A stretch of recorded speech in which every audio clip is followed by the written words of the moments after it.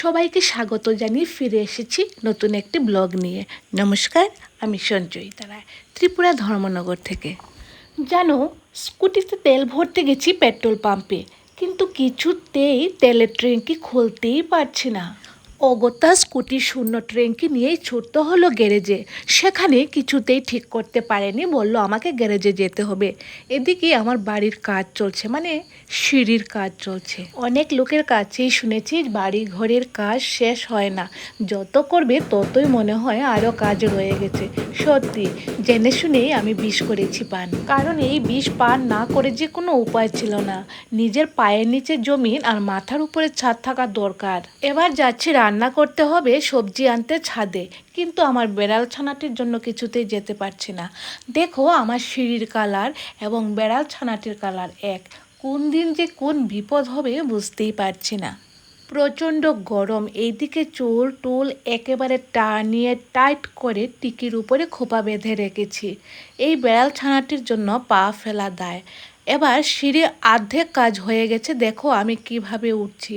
পাকে তেড়া তেড়া করে উঠতে হবে, এভাবেই শিখিয়ে দিয়েছিল। এবছরে অতিবৃষ্টির কারণে কারোই খুব একটা ভালো সবজি হয়নি ছাদে, আমারও তেমনি হয়নি। তারপরেও যা আছে তাই নিয়ে যাব। শসা, টমেটো, কাঁচা লঙ্কা আর পুঁইডুকা নিয়ে নিলাম, কিন্তু দুঃখের ব্যাপার কি জানো, বাজার টাজার করে, মানে ছাদ থেকে বাজার করে রান্না টান্না করে আর খাওয়ার সময় পাই না। কোনো দিন হাতে সময় পেলে খাবার নিয়ে যাই, কোনো দিন সময় না পেলে খাবারটা নেওয়া হয় না, আর সেই বিকালবেলা এসেই ঠান্ডা খাবারটা খেতে হয়। জানি না কি হলো, অনেকগুলো শসা গাছ লাগিয়েছি, শসা ধরেছে। প্রতিটা গাছে একটি কি দুটো, একটি বড় শসা আর একটি তেড়া বাঁকা শসা। কেন জানি এরকম হলো, তবে কোনো গাছে নিরাশ করেনি। কয়েকটি পুঁই গাছ দিয়েছিল রিনা, মানে রিনার হাজব্যান্ড চারা দিয়েছিল। সেগুলিকে আমি বড় করব না, ছোটো ছোটো রেখে দেব, কারণ বাড়িতে দেওয়া একটু কঠিন হয়ে গেল ছাদের মধ্যে। তো ছোট ছোট করে কেটে নিয়ে খেয়ে নেব, আবার হয়ে যাবে। নিয়ে যাব কিছু কাঁচা পাকা লঙ্কা। এবছরে আমার অনেক লঙ্কা গাছ হয়েছে নিচে এবং উপরে। মোটামুটি 3-4 মাস লঙ্কার কিনিনি বাজার থেকে। বাড়িঘরের এই হলো প্রাপ্তি। টুকটাক এই সেই গাছ লাগিয়ে সপ্তাহখানেক তো আরামসে চলে যায়। সবজি তোলা হয়ে গেছে, এবার নিচে নেমে যাব।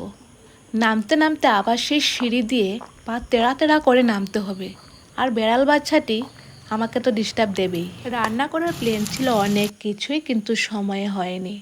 শুধু মিষ্টি কুমড়ো, আলু এবং পুঁইডুকা দিয়ে রান্না করেছি, কাঁচা লঙ্কা দিয়েছি চিড়ে। এই আইটেমটি ভীষণ ভালো লাগে এই সিজনে। যদিও এই আইটেমের শর্ট ভিডিও আগেই পোস্ট করা হয়ে গেছে। তোমাদের যাদের এনার্জি নেই বড় ভিডিও দেখার, তোমরা ছোট ভিডিও দেখে নিতে পারো। আর এইসব সহজ সহজ রান্না শেখানোর কোনো ব্যাপার নেই, সবাই এইসব রান্না করতে পারে। জানো, আমার প্রতিদিন মিষ্টি কুমড়ো গাছে একটা কি দুটো ফুল ফুটে, কিন্তু নিজের গাছের ফুল তো আমি নিয়ে আসি। যে কোনো রান্না হোক না কেন, ফুলগুলিকে আমি দিয়ে দিই। এগুলো তো অমূল্য সম্পদ, অনেক পরিশ্রমের ফসল, এগুলিকে নষ্ট করা যাবে না। কি বলো তোমরা? গল্প করতে করতে রান্না তো হয়ে গেছে, সময়ও চলে গেছে, বেড়ে খাওয়ার সময় নেই, চলে যাচ্ছি স্কুলে। এদিকে আমার কাজ চলছে, কাজ চলতে থাকবে।